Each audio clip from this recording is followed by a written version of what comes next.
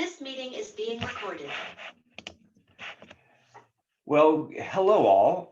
It is January 24th, 2023. This is the first year in a long time that I've actually started the year with the right year in my head. I'm Frank Niepold. I'm the facilitator for the Clean Informal Network call today.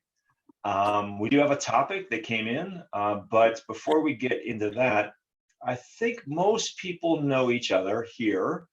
But in case, does anybody feel like we need to do, we usually use chat introductions. Does that feel needed? Christy, would you benefit from that? Or do you recognize everybody here? I don't think so. So why don't we do, Christy, how do you feel? I recognize most people, but I haven't, because of my schedule, I couldn't join last fall. So I'm able to, in the spring to come, but not in the falls. So it's good to be back. Understood. So let's just do, just for the sake of time, if everybody could just introduce themselves in the chat in whatever way you feel so inclined. We haven't seen Jason for some time, and I'll be seeing you soon, Jason, in Columbus. So, but anyway, let's just do our introductions in the chat. Before we get into the topic, and we'll run that topic for as long as we can. And then if there's any other topics that are popping or need to be explored, we can do that. Before we get to that though, announcements. Anything that we need to announce. And remember that you're not only speaking to the people who are here, but also this is recorded. And so, these sometimes are watched by other people who can't make this Tuesday 1 o'clock time. Announcements. Don, I see a hand, and then Jim. So we have coming up on Thursday night in Science in the Virtual Pub, Rob O'Malley, who until December was at the AAAS's, let's see, let me get the title right.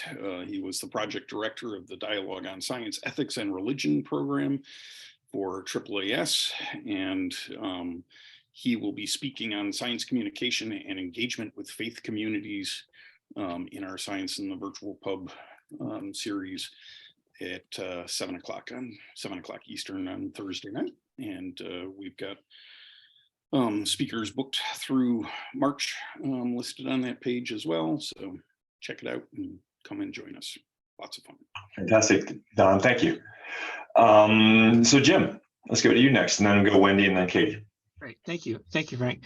Let's see, I'm trying to do two quick ones. One is our students working with National Museum of Natural History in March will have a specific meeting with the directors to make it more efficient.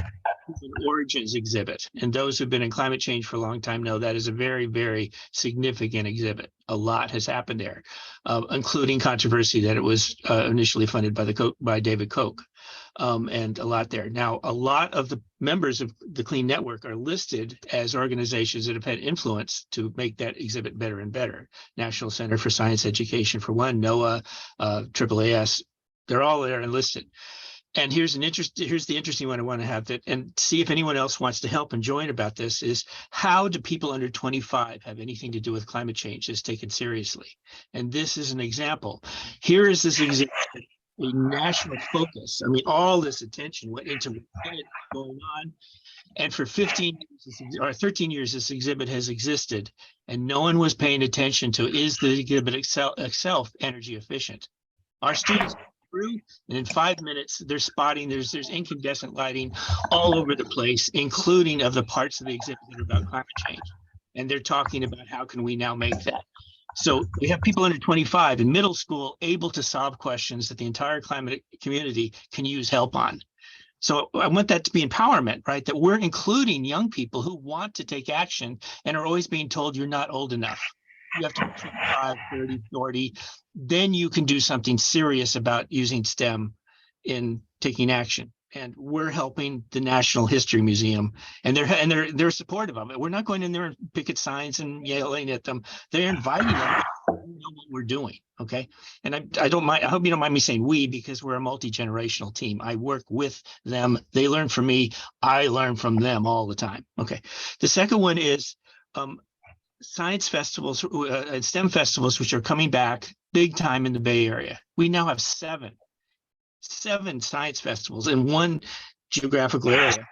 Included now, there's a second one that is focused mostly on making sure that Black and people of color, those communities are served. Okay, it's being held in the Warriors Arena. Now, along with that, I mean, the thing, are we reaching people of color and doing things? I'm getting a lot of feedback. Could people mute if you're not talking, please? So the other one is two of the science festivals are not going to happen this year because the funding is pulled by Chevron. Okay, Chevron was the main funder. Now, causation is not being proved by correlation, right? Why did Chevron pull the funding right now? I don't have the information right now. We're checking on that and seeing it. But we can tell you that the University of California, which hosts these, is being noticed that we've gone from we're the only exhibitor on climate change to there's like 7. So we've kind of opened the door. Now there's all these different organizations. Clean, by the way, is always with what we're doing. And we're always welcome to have ambassadors and to be part of this. So everybody here can be part of these science festivals. Absolutely NOAA, absolutely clean, everybody part of it. But Chevron was starting to notice here they're funding this thing where they push their message, and now it's being used to do all this other messaging that they're not too friendly about, right? When I asked the University of California how their conversation went with Chevron about why Mobile Climate Science Labs is given almost as much space as they are and is really popular. So Chevron is funding this thing. What did they say to Chevron, who was not so happy about this? They said, we're a public university. We can't tell an organization not to be here that is here. So they're going to be here, Chevron.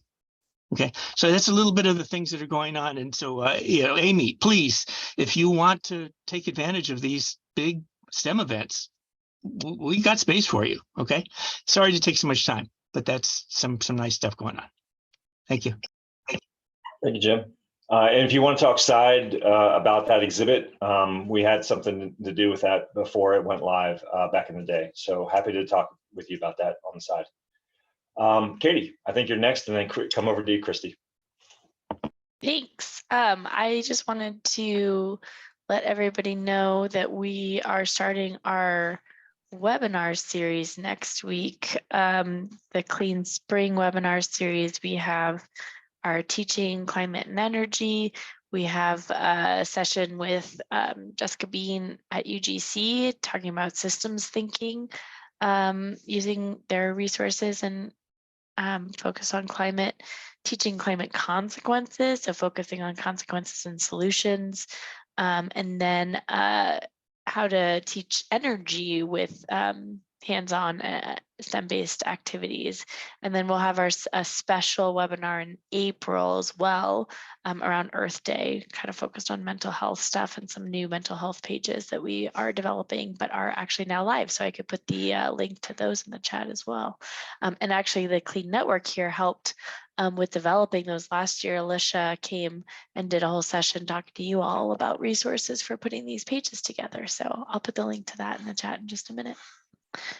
Thanks, everyone. Frank, I put my hand down at the transition and then I think I disappeared off your queue. I have your hand up right now. Well, I put it back up. But anyway, I wanted to piggyback off of Katie having the floor, which is just to briefly talk about AMS and the clean poster at AMS and the breadth of the AMS meeting. Do you want to speak about the clean poster at AMS, Katie? Yeah, we had, I wasn't able to physically attend all of AMS, but I was able to go for a poster session and present about clean. had some really nice connections and talked to people about clean there. And I had a little helper also, which was fun. My 1-year-old got to come and eat her dinner while I talked to people and brought more people to my poster. So that was fun. I was actually able to attend virtually a lot of the rest of the meeting, Wendy, but I wasn't there in person. So I don't know if there's more on AMS you wanted to talk about since you got to actually attend. Yeah, I did want to just tell the group, every year we spend a lot of time coordinating a big presence at AGU and less on AMS, but I think Clean has an opportunity coming up to consider broader participation in the AMS annual meeting. Was the biggest meeting ever with over 7,000 participants, which is a couple thousand more than people are used to hearing. The climate community is very active in the AMS space, and the education conference went a full 4 days. So there is more opportunity for the Clean Network to do more at AMS. It was a wildly successful meeting, fully hybrid, with over 1,000 people participating online, and then the in-person presence. Next year's conference is in January in Baltimore, and with some pre-planning, I think that Clean could have town halls or special sessions within the education conference by just a little coordination with the education conference chairs, and that we could bring the vibrancy of the Clean community into that space, and it would be very welcome. I think that's a great idea. And I tried to do that a little bit more last year with sessions, and then went on maternity leave and then was gone on maternity leave also when the sessions were due again last year. So yeah, this year I would love to try to do that again. And I agree, there was a lot of climate education work being presented in the education conference, also in some of the DEI, and a lot of climate communications work and really relevant stuff to this group that I was seeing presented in a lot of different spaces in AMS too. So I agree. I think that's a really good point. I have a question for you about that. Since you are leaving us, do you have a replacement yet? And are they going to, is anyone from AMS Education going to join Clean Network? And or can you connect me with who I should reach out to about that in the future? Let me throw some stuff in the chat, Katie. Thanks, Wendy. Appreciate it. So Wendy, one other piggyback on what Katie just said. It might be good before you do. When are you officially last day 31st. of this month? Correct. So that's not very far from now. So first of all, thank you for your partnership and collaboration over the many, many years. It might either in an email to Katie and myself, just what are all the ways that Clean could interact with AMS? You mentioned some, but it'd be good to know as we learn the AMS structure because we've lost at AGU the workshop. That was a very powerful tool for the Clean community for a very long time. They've changed things and that is no longer possible. But AMS is something that we don't know as well as far as the structure of the meeting. So if you have some ideas, specific ones that we could follow up with, that would be very helpful for us to maximize that opportunity. So thank you. Christy. Yeah, Wendy, thank you. You were one of the first people I met with Clean on these calls, and you were so welcoming. And I also got to see you present at AG one time, and I was like, wow, AMS is amazing. So thank you for everything you've done. Speaking of AGU, this is just an announcement of last month, I guess it was. We from Alaska had a couple undergrads, but a high schooler that was for the first time part of Bright Stars. So I really recommend, if you don't know about Bright Stars, that is a way for middle and high schoolers to present their work at AGU. And there were several who had climate focused talks. And so our student looked at changes in a slew. She had been working on this since kindergarten and monitoring using GLOBE protocols, water temperature changes and other changes over 10 years. So how cool is it to have a high schooler present 10 years of her own citizen science work and go all the way to Chicago. And then she ended up chatting with people on the NASA stage, and she's dedicated her life to become a climate scientist. So it's that is a little bit of a success. And she got interested in it because last year she presented at our first ever Alaska Globe Student Research Symposium. And this year, I just put in the chat that there are Globe US Student Research Symposia happening across the country. We're going to have the Northwest regions hosted here in Alaska, and that deadline to apply for funding, regardless of where you live, if you have students doing Globe, the teachers have to apply for funding by February 1st. So get the word out, share that page. And then if you are in one of the 9 Northwest states, then come up to Fairbanks for this Student Research Symposium if you know educators who are working with students using Globe. And I can share more in the chat if you have any questions. Thank you, Christy. Any other announcements? It's been a high announcement day. Any others? You can always come back if something pops up and you're like, oh, whoops. I will take a moment just to, we did receive a formal approval from the Subcommittee on Global Change Research to launch the building of Climate Literacy 3.0. There'll be a lot more to talk about. Katie, you and I will have, thank you. I appreciate the celebration. It's a big deal. It's a fresh, full look. We back in the clean community, we looked at the language of the Climate Literacy Guide from 2009, and we found some issues. I think this is going to be more than a tweak. It could be significantly different. The difference between Climate Literacy 1 of 2008 and Climate Literacy 2, 2009 was significant. Given that we've had this many years past, I think Climate Literacy 3 could be even more different. I'll just point out that Essential Principles 1, 2, 3, and 4 put a whole lot of emphasis on the climate system. And we have one essential principle on how humans are changing the climate system, one how the climate system is changing human systems and ecosystems, one on the nature of science. So, you know, we could be looking at a significant difference. Katie, I imagine you're like, oh no, the clean collection tagging scheme, we're gonna let that go. Yeah, So, no, it's good though. It needs a real update here. So we keep talking about that. We'll figure that out on the clean side. Right. Well, we have other ways of tagging that we don't have to worry about that so much. That said, we are trying to close this out, like open it and close it by the end of this calendar year. It's going to be an aggressive schedule. A lot of you have been with us through that whole process in the past, but it really is an important document to get right.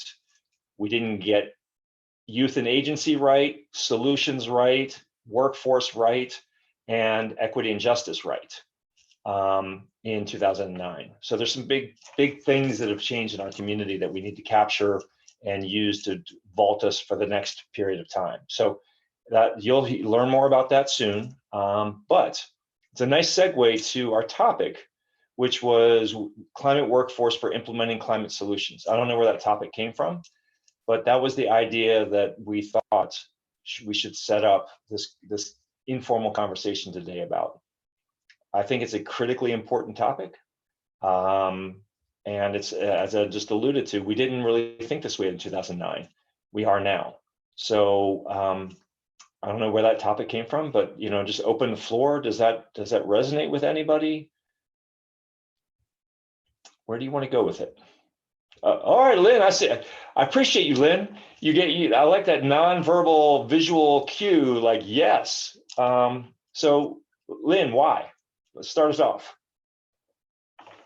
Well, I'm a little biased, you know, I'm the adult ed, guru here, and I'm always excited about opportunities to connect anything, environmental justice, climate change education, anything about environmental health, with adult literacy programs. And most adult literacy programs have a workforce development component.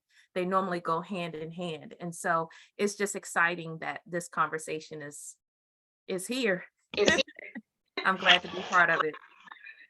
And Lynn, thank you for representing that part of this wider field of effort to increase agency capacity, skill, and we're not just talking, kindergarten here. We're talking about lifelong learning, adult learning, community learning. That's one of the joys of being the job I've had for 17 years to lead climate literacy for the nation is we need every form of education involved. And adult learning is definitely part of that mix. So thank you. No, thank you. And especially if you look at, your parents as the first teachers, they're the nurturers of the little ones, even before they get into the public or private school sector. And so, the more informed parents you have, right, the more knowledgeable your youth are going to be. And I always say the best youth development in the world is an educated parent excited about learning, because they're going to make everybody, if mommy and daddy has to study, if mommy and daddy is interested in something, everybody in the house is going to be interested in it.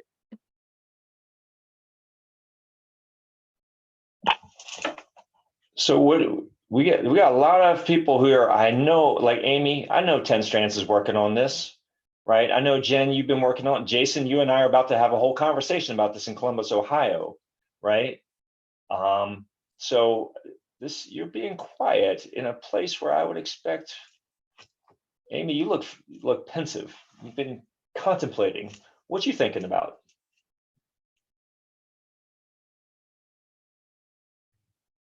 I wish I had more to add at this point. I was hoping you guys had all the answers. I feel like Please, Amy, I thought you were gonna come. Yeah, I thought you were just gonna just unleash a whole pile of wisdom, which I was waiting for. I was like, oh, Amy's gonna jump on this. I mean, I feel like here we're still in a holding pattern in certain ways to understand, like for those things that are considered climate jobs, like what are those, where's the money actually going to be, and I feel like K-12 level, like we don't even necessarily feel like we have reliable data about Frank, I about think we what's can hear needed. you typing. Do you mind muting? So yeah, I got nothing, you guys, nothing new. Let me drink some more coffee. Sorry. I would just echo it. It's also, I feel like Frank and you and I were talking about this earlier today. There's a huge gap in workforce in New York State with new climate ready workforce. There's a giant gap. There's not yet coordinated and aligned pathways from the K-12 into those jobs. Like there isn't a mechanism. And I think in previous calls we've talked about the stigma that also exists, for those that are thinking about it from the vocational aspect, by going into like a more of a trade school where you might learn how to be an electrician or a wind technician, doesn't necessarily require a higher education degree. But there's a lot of stigma around it. There's a lot of misunderstanding around it and just like lack of knowledge. I think the other thing that I've been thinking about recently, because a lot of people are talking about workforce development in New York, and Don, I'd love for you to jump in since you're my other New York person on here, I think, is like, what are the other like soft skills that might be needed in those spaces? Like, for example, I recently heard this story about electricians going in and working in a community, but they didn't necessarily, and they were doing some renewable work, but there was some sensitivity within the community, and not sensitivity, but they could not like facilitate a conversation, or like they were maybe being a bit inappropriate, and like those were, they just didn't have like a communication skill set that they could bring forward to have the communications that they needed in these rural, I mean, I'm talking like rural upstate communities. So it was interesting. I hadn't really thought about it that much, those other skills, those communication and problem solving and interpersonal skills that one needs, and like how does that fit into the mix. So anyway, that's just stuff I've been thinking about. I think Lynn raised her hand. Yes. Yes, those were great points, Jen. I think one of the things I love about, I teach adjunct for several community colleges here in Maryland, and one in particular, CCBC, has a very strong focus on academic pathways and really helping students who are coming into that system see that there is like a starting point and opportunities for you to continue and grow in learning, to increase not only your knowledge, but increase your pay as well. And so that's the way I like to look at workforce development when we talk about green jobs, that traditionally the entry point for a lot of marginalized communities that are often targeted for some of these worker training programs is that if you started off with that academic pathway mindset, to let them know that, hey, this isn't a dead end. This doesn't have to be your be all and end all because you're starting here at this trade. This is an opportunity for you to get your foot into the industry. And then once you're in the industry, there's continuing opportunities for you to grow and develop. And so I think that's very important, that as we begin to structure programming, as we begin to write grants, that we're thinking more broadly, just as you said, not only about the specific skill sets in terms of the actual trade, but also those soft skills that's going to help them progress as managers or supervisors that anybody would need, not just even that particular population, but anybody would need to actually advance in a job. So yeah. Don, I think you have your hand up next, and then Jason.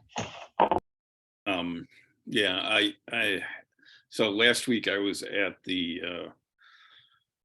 Chesapeake Bay Environmental Literacy Forum, and that was for mostly NOAA grantees in the Chesapeake Bay region. And one of the things that came up again and again and again was about the need to be interdisciplinary in our much more interdisciplinary in our approach to teaching climate and energy. And the two subject areas besides science that came up the most were social studies and career and technical education.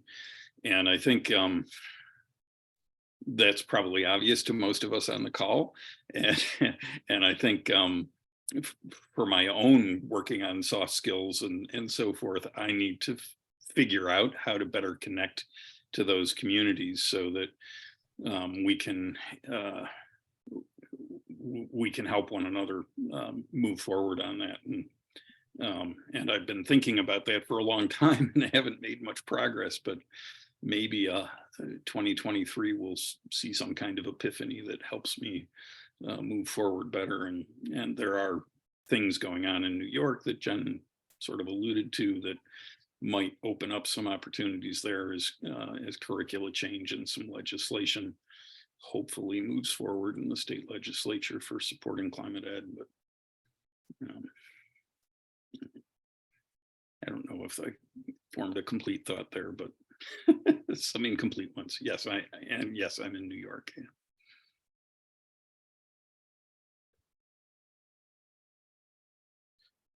As far as some stuff from Ohio, Frank, Clean got me thinking about this a few years ago, and it kind of sat in the background, but it wasn't the high priority. And I think at the university, we've seen a lot of businesses that do hydrologic work and remediation, and they're seeing in Ohio a graying of their workforce. At the same time, they're getting a huge demand because of construction and federal regulations. And we're getting calls all the time for people with the right skill set that they don't have to employ and even train. And then Central Ohio is also growing, and we've been really, and this is, I think, surprised a lot of people from the university level, that we've been telling them, like, push trades, like people that are plumbers and electricians, because we're seeing a shortage of that, a graying of the workforce. A lot of people retired, around COVID, as we see this boom. And there's concerns about just being able to do what we currently need. And then New York State, with all your regulations and incentives, you're pulling a lot of our employees from the state that are actually going east to put all your geothermal systems in, and they're leaving Ohio. So I think we're seeing a convergence where the resources are finally there. People are into efficiency, and we're worried both at the university level, but also at the trade level. How do we make that a more welcoming and inviting option? And I volunteer with juvenile court, and we do see a lot of youth that come in don't really think, as Lynn said, of a career pathway. It's something that's really positive and uplifting. This is your ticket in.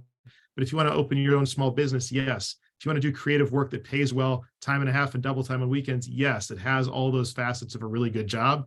And the higher ed, the training program will look different through an apprenticeship, but you will not incur debt. You will be trained as you go through that apprenticeship program. So. Jim, you're next, and I'll raise my hand. Sure. So what I want to do is ask, looking for others, looking for the clean of others where we're doing similar work that we can kind of work together and partner, like along the lines of Excels. In taking action on climate change, do we want to do, I hope we do, what we generally know is important in education? People need experience. You don't get a job without experience. You don't want to go into a place unless you've had positive experiences in it. Students practice math. They don't just hear about mathematicians. They learn to write. They don't just read other people's writing. They play music. To be a good music, you play music. To do artwork. Sports. Do you just watch sports and then at the age of 22 you apply to your college to be in football or whatever? You play sports? You do it. Climate action takes experience, and when you don't have experience, what happens is it goes to a very small part of society. I have for 30 years been doing climate action in my profession as an electrical engineer. That's what I do. That's what I've done. It's in that work, and I work with the electricians. I work with the mechanical. Part of our thing is we design, we learn, we're going back and forth. We get feedback. I mean, I know these fields. These are the fields are, and you need experience in those fields to get into those fields. You need to have a good positive experience. Those are mostly white fields, male fields. I mean, it's 95%. It's very white. It's very male. And it has a lot to do with how people coming up, where it comes from. Okay. I have put a lot of attention into my part of it that I won't take the credit for, because the students, the other teachers I work with equally share the credit in creating ways that people under 25, examples of ways that people under 25 can get experience in climate action under 25. Right. So the thing I'm speaking of having a way that students can actually do the work of making buildings more energy efficient when they don't have a professional engineer's license. They can't be an electrician. They're not going to go up and touch 400,000 volts or 120 volt. They can't do that. That's not safe. Those are usually used as reasons why they can't do anything until later. They don't get experience in these fields. But we've created a way that is innovative, in that the students are doing something that the adults don't know how to do, right? People who walk through Natural History Museum cannot tell where the incandescents, where the LEDs are. Our students can. So they get to be taken seriously because they're actually making a real contribution to the federal agencies becoming more energy efficient in a way that the federal agencies don't even know. And so with that, they get experience doing research, doing work, finding things, and they also have to persuade the directors what to do. They have to get in a discussion. They train other students. Our students are educators in STEM. All I'm just saying is, it's possible for us to find ways that people under 25 can get experience in climate action. And I encourage us to at least recognize that and see others. I want to just, have been looking to create an example of it's possible, not to have everybody do what we're doing, not to say, oh, gee, aren't we great? But it's how important it is and what a difference it makes when the students know that they're seriously and they can do something and they're excited. I mean, I asked Kaven yesterday, their head of school, who's leading our climate club right now with me, I need to get 7 presenters for the next thing. He said, 10 seconds later, he said, you got your 7 presenters. And that's a lot of extra work they have to do to present to a director. It's a big thing. I mean, they're really excited about working with the federal agencies to make them more efficient and proving that they actually can do that. So I'm just going on about, let's not do less than what we do in sports or what we do in math or what we do in art. Students get experience in this early. Thank you. Thanks, Jim. So the point I wanted to give a little more context to the Good Jobs Challenge piece, because what I'm noticing at a national perspective is there is lots of different programs funded by federal programs, state programs, subnational, even sub-state programs in this space. It is the Maryland example is just one instance, $22 million for one state to figure out how to create jobs in wind. But exactly what that program's doing, how it works, how they use the state apprenticeship model, how they work with industry, where the gap is. There's a lot of details in this conversation that we're alluding to, but what we are finding consistently is we don't have a national understanding or a state understanding or a city understanding of what's the gap between the climate goal in your action plan and the workforce that you have by career sector. We all know, I should make that assumption, we know right now, today, we are short electricians, today. And we have not fully deployed our climate strategies, which often have electrify everything. Well, if you try and electrify everything with the current workforce, it ain't gonna happen because the workforce is not there to do the work. And how you get that to happen over the lifetime of that action plan, which is 2050, 2040, clearly must have education involved. We are noticing across the country that where you have like the climate action plans, oh, we need more workers. And they point to the Department of Education, but nobody in the Department of Education at the state level knows that. So that all these pieces are not working together. Everything's pointing and we see examples, but it's kind of an uncoordinated activity. And the last point on this is what we're seeing is if you want to have a just transition, you need very different program activities. Lynn, I'm thinking about some of the points you made earlier, right? These are massive opportunities for good quality jobs.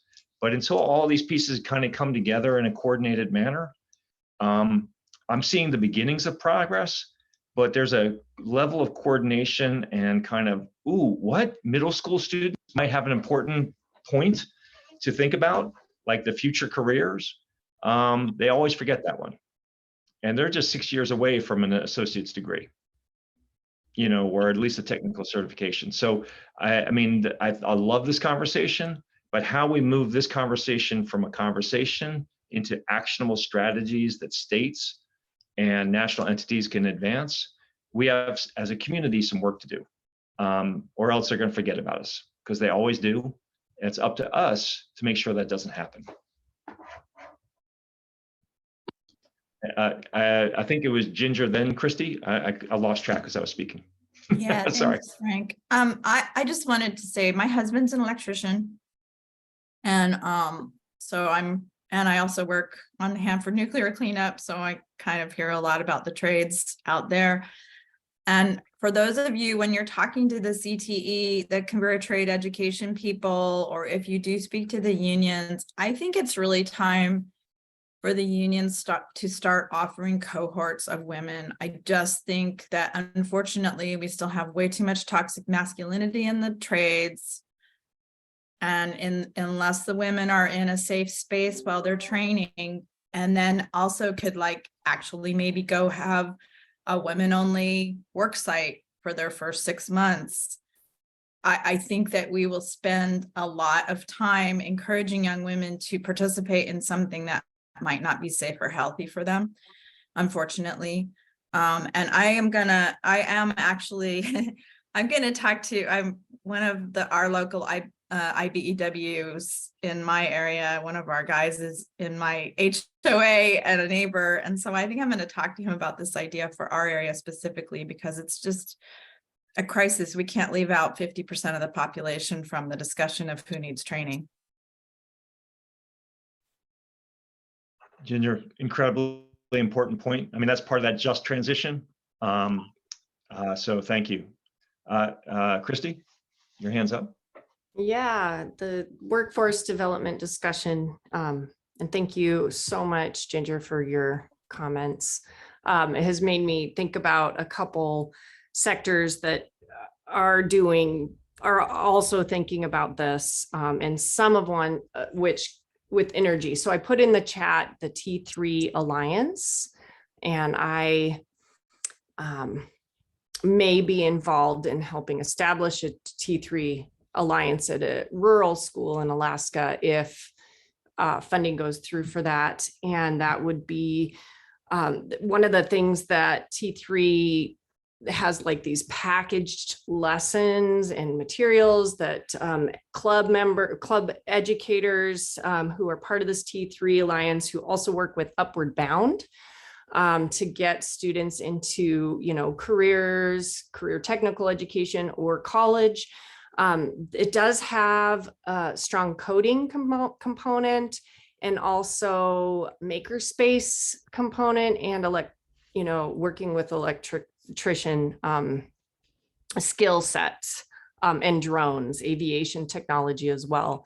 There's a Raspberry Pi part of T3 Alliance with growth mindset. So as you are all talking, I'm thinking, okay, I just helped write this proposal for this T3 Alliance. And yes, it's supposed to focus on microgrids and renewable energy, alternative energy in rural communities. How cool it would be to kind of connect this to clean work. So I don't know to the extent that we can kind of reach out to the T3 Alliance about clean, but that's what I'm thinking about. And then also the other thing that I'm just kind of brainstorming as I listen to all of you is just where the teachers are at right now post-pandemic with their students. And what I'm hearing a lot is, gosh, I can't do this great, cool after school program. I can't do, a club right now. My students aren't really going to be focused on climate education right now because they need to learn math. They're 2 grades behind in math. And math is such a gateway for a lot of STEM. And I teach a college class, and I even notice my own college students that are in the class are really struggling with their math skills right now. So to what extent we as Clean can also help teachers where they're at with doing, like Jim said, do the math, like they can learn the math, but that's where a lot of teachers are really struggling right now with, when I try to encourage them with various programs that are available to them, and I'm getting pushback unless I can somehow meet their needs of where their students are at. So I just dumped at you 2 things: Raspberry Pi, math. Thank you. Incredibly important point to remember in all this conversation. Katie, your hand's up. Yeah, I was going to say that, Christy, that's the same thing we run into a lot too. Teachers are just like barely able to sort of do what they need to do to meet their standards and stuff. And that's where I think we have to kind of meet them, like you're saying, where they are. There's another group at Series, that developed resilience education curriculum, and, using real data and things like that, so that it can be used in sort of, transdisciplinary type of, it's a social science kind of thing. It's also uses math, and so I think developing things like that is really important.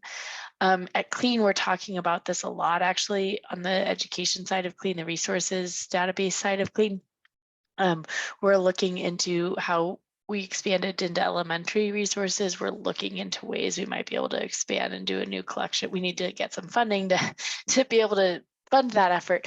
But we're thinking of trying to find some funding to be able to, similarly as we did with elementary, expand and have collection that targets other subjects than just science, including math and social studies and other things like that. And the nice thing is there are more resources being developed for things like that, using real data for math, using role playing around climate change solution decision making and things like that, and social science, so there are ways to address these things, but it's just trying to collect them and make sure those are quality resources and things like that Clean can help provide. But I just think it's so important, and I think this gets back to some of the things that were talked about earlier today too. Jim and some other folks have brought this up as well, of this, I think Dawn mentioned too, that transdisciplinary kind of or interdisciplinary work of it's not just about, yes, we definitely need more electricians. Yes, we need more wind turbine, servicers and things like that.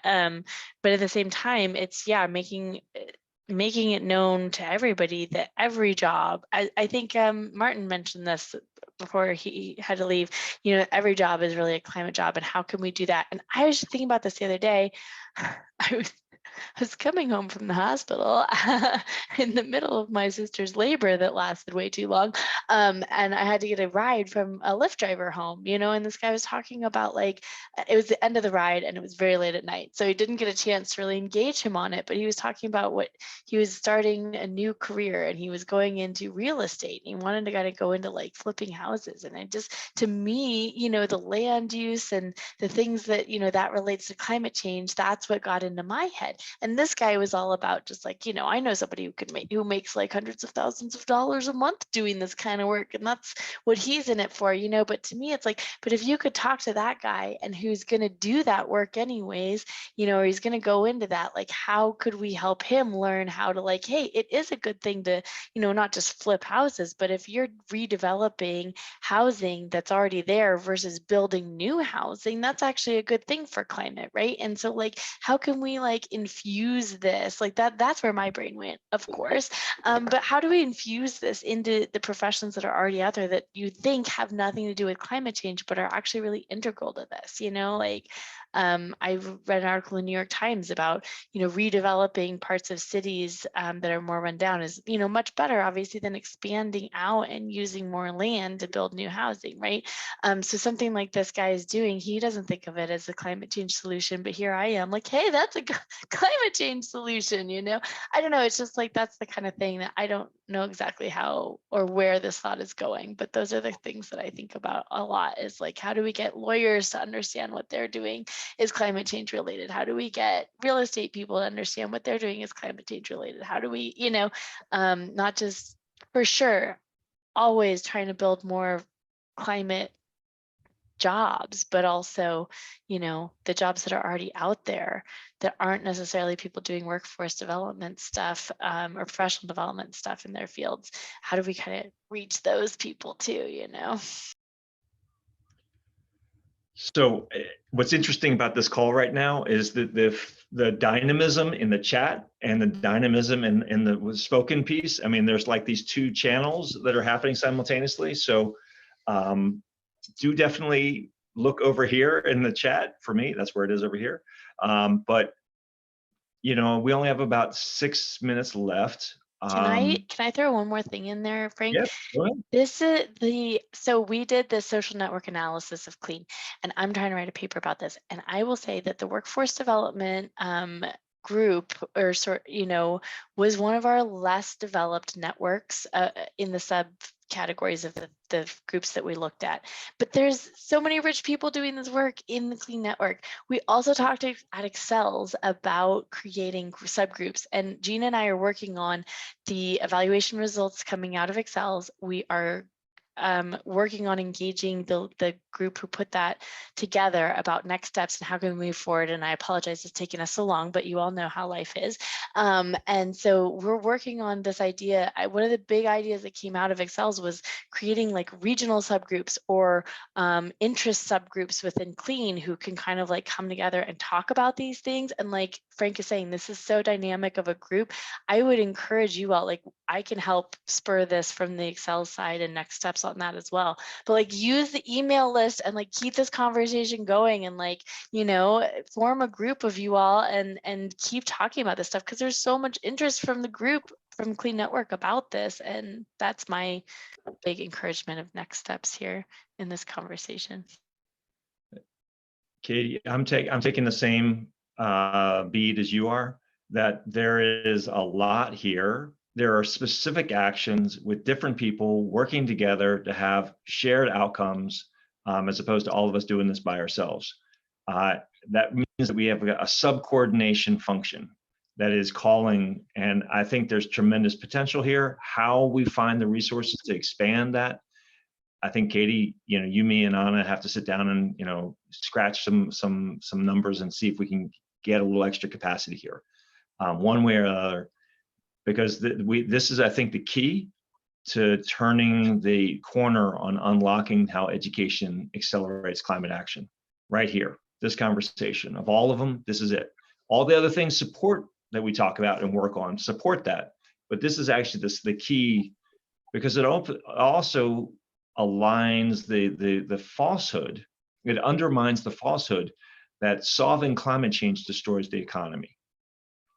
That has been used very successfully to slow climate action. It's the exact opposite. Solving climate change saves the economy. It grows the economy. And it also deals with equity issues if it's done right. Simultaneously, doing the status quo destroys the economy, because that means climate change is unchecked.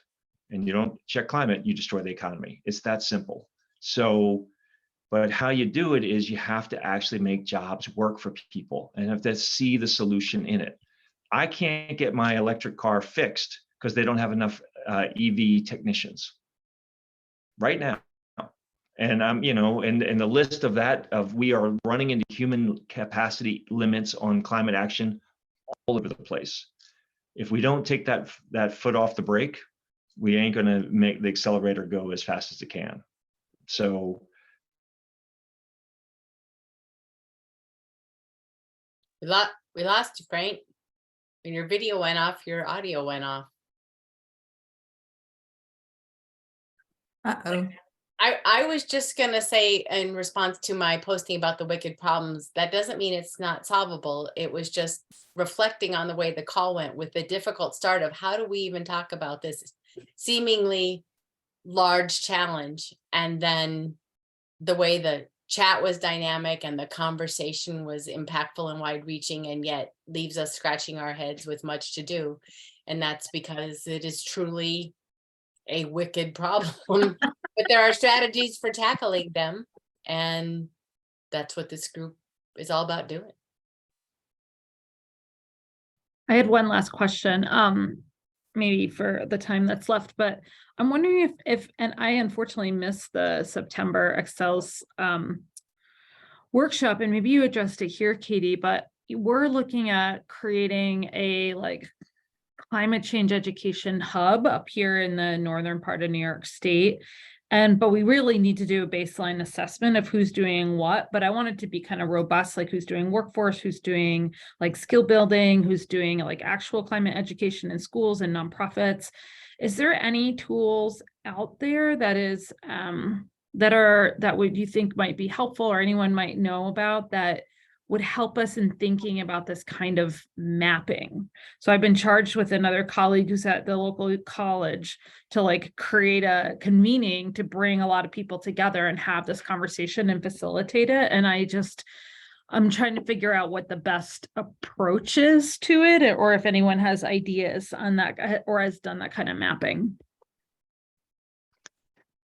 I mean, we did that kind of mapping with the social network analysis, and I will say that's a really important tool, but for that, it really helps to have a network you're reaching out to be able to then map those connections and stuff. So that's different than what you're talking about, I think. I will say that like there's a lot of lurkers on Clean, reaching out into these different, there's also like NOAA recently put together a climate change education kind of group of people, contractors, but also people within NOAA that have been meeting. I think there's different groups if you reach out to, but yeah, it's really hard to find everybody. That's what we found actually with the social network analysis of the Clean was like, we ended up, the word about the survey spread beyond Clean. We don't really know exactly how because we only advertised it to Clean. So there are these like, it's just such a large and broad field, that just like putting these announcements out there, word does spread. Doesn't mean you reach everybody necessarily, but like that's what I've been finding is that places like Clean have connections with a lot of other places, even if they're not part of Clean. We had half of the survey takers not as Clean members, so like the word spreads through these networks. And that was for social networks? Was a social network A analysis? social network analysis, yeah. Okay, well, that's helpful. Anyone else want to jump in with an idea?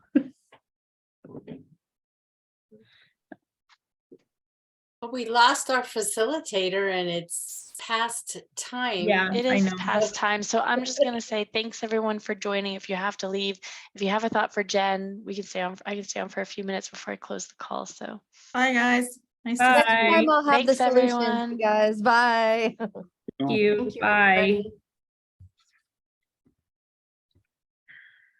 Jen, I wondered if Department of Oh. Labor would have something, but I don't know who to even get a hold of with that. Because we've asked the same question in Central Ohio right now with the growth happening here.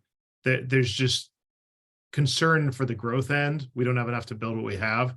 And we've been trying to mention to people like you have another issue too, that you have all these new initiatives you're going to need to do where you don't have the workforce. But I don't know who holds the data, how valid it is, or how closely it's connected to what the unions would know. Yeah, that's a really good point, Jason. Thank you. I think we're just really trying to figure out we're a rural community. We know a lot we can do some of the mapping of like who's here and start bringing people together to talk about what programs they're thinking about, where their sort of future focus is. Cause there's a whole wind turbine innovation hub that's happening north at Clarkson University, where they're doing all kinds of stuff. There's tech work happening a little bit in the southern part of the Adirondack Park. And then there's education stuff happening in tiny pockets.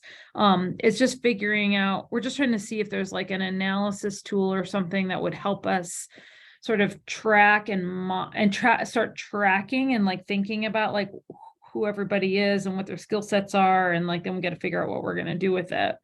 But I'm just trying to figure out how to make it productive, because we're kind of charged with putting this meeting together and bringing people together and to start the process. And I just didn't know if anybody had done that yet from a regional perspective. That's a really interesting question. I mean, I'd be interested to know what you find. I know here and I only know this because my wife's cousin is a big foreman on some of the biggest construction projects in the city. And the heroic efforts they're doing to recruiting and all of their internal diversity initiatives. And it'd be interesting to ask him though, do they even know what's coming down? In your region, do your big employers or unions even know what's coming down at the state level, or is that not even on their radar? So they're oh, we're short one electrician, but and then they see it's that. not really on anybody's radar. We have an event. We have two big events coming up at the museum that we're hosting. One is a food justice summit, and the other is building a greener Adirondack summit, which is bringing in the contractors and the suppliers and the planners and the builders to do the kind of what's greenest, what are the sustainable things. And then also as part of that, my director found someone that is going to speak about the potential funding available through the IRA for infrastructure in the region and commercially. our big employers are the state of New York. That's our big employer, because it's the prison system. And then it's a few other there's some on the outskirts, but we're a huge protected area. So it's we're just tiny. The biggest town is 5,000 people. So it's you know, it's tiny, we're tiny, and we're just trying to like figure out how we can work better together, but we need to find all those people, you know, out there. Yeah. Anyway, And IRA is on our radar too. That everybody keeps calling us and asking us, and we're like, we don't have any special I know we don't insight have right any- now. we don't, Yeah. nobody knows. Yep. Oh, thanks, James. Well, great chatting. I hope great. I hope Yeah. to hear how things go with your session. We maybe try to Jason, model that in a much. bigger city. Yeah, Jason, could I mention something for you? And this also Yeah. of if you aren't already, be sure to be aware of something we've talked about in Clean like last month, is the White House has really weighed in on this. Okay, and I bring it up because, you know, if you work for a federal agency, you pay attention to what the president, what the vice president is saying, what the White House is saying. That's your boss's boss's boss's boss, and they are saying in this summit that I put a link to, it's very clear. These questions we're speaking of, the need to have a workforce, especially it needs to be a work, you know, the argument that you can, you know, even if you don't believe in diversity and you don't believe in the righteousness and the whole thing of having women and people of color, you're just not going to get it done if you were going to rely on white men. You know, they speak about that, but the need for this, but this is coming from the top. This is a big deal. We have to do it. And they cite the numbers like the $100 billion that are coming in. And I can speak to you in the area of electrical engineering, electrical, HVAC, the degree in which we're making heat pumps is something that's a new thing. I mean, I've worked on, you know, the question, the installation and the design of you know, heat pumps for decades, or 2 decades, but the growth and the change and the application of them is enormous. It's a lot. You know, we're talking about not just the older people who know how to do it. It's the younger people are going to be the ones who really know how to do it. So it's a gigantic field with well-funded. I think in our area, one of the challenges we're facing, there's legacy issues, is we're in an extremely red state now, in a blue island, and the things they care about are federal dollars coming down. FEMA That's right. requires things. It's not about like the White House, any talking points. It's all Well, about funding yeah, and economy. But if you know those 3 areas, you'll find out there's an inroads to get the conversation going for what motivates them. And what Right. motivates our legislature is economic growth, and they're worried about building stuff that has legacy issues, federal dollars to pay for it. And then, you know, anything that deals with avoiding damage, but you have to couch it in extreme weather. Sure. So And I'm not practiced because I am in areas where I don't have to regularly or dominantly deal with people who go the red direction, right? So I'm sorry, I'm not going to say it right, but I mean, part of what is, okay, then we get to have a choice. We can go with the former president, and your training programs to become a coal miner or to be someone out on a platform in Gulf of Mexico, you know, pumping up extra petroleum, because we burn the petroleum in our country. We don't make things out of it, we burn it. Or I think I'm just suggesting, I'm just suggesting for us how we frame it really matters. Like, oh, absolutely. I recognize that. Yeah. But I just wanted to bring up the you know, that we have such a strong, you know, we have the content we have to work with to frame it and say it the right way. I mean, money speaks, money talks, and right now there's a lot of money talking right now. And the DeSantis and former president way is not, there's not. I don't see a lot of careers there. I see a lot of things that just don't pan out. Let we people probably we probably should sign off here to let Katie get back to whatever she has next this afternoon. Bye, everybody. Thank you. Thank you. Good to see you all. Thanks for a nice conversation today. Thanks. Bye. Bye.